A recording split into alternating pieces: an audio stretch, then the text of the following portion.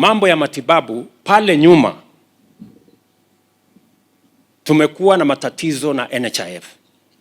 Saa hizi NHIF iko na deni ya bilioni 30 ya facilities ya Kenya ambayo saa hii inang'ang'ana kulipa, kwa sababu ile ilikuwa na shida ya kwamba services wana provide ni ya pesa nyingi kuliko ile pesa inapatikana kupitia hiyo program.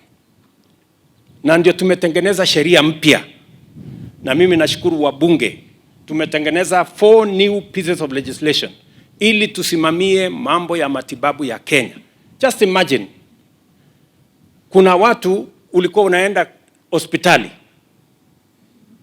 uko na kansa, uko na diabetes, daktari anakuambia sasa wewe hii kansa mahali imefika, huna pesa ya kuendelea na matibabu, wewe enda nyumbani ungojee kifo. Tumesema Kenya hii tunataka kuweka usawa.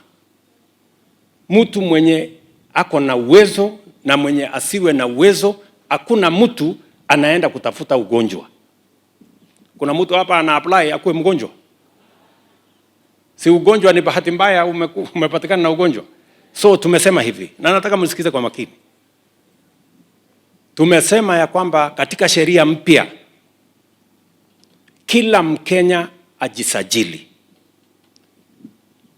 Kila Mkenya ajisajili. Na tunataka ukijisajili, faida ya kujisajili number 1, utatusaidia kujua hapa Ekambuli tuko na wananchi wangapi, ndio tuweze kupanga madawa ambayo itakuja Ekambuli. Sisi kama serikali tumetoa ardhi, tumetoa mwongozo, tumeweka sheria, na muegezaji private sector player amekuja pale, ameweka pesa bilioni 5 katika hiyo program, katika ile program ya public private partnership.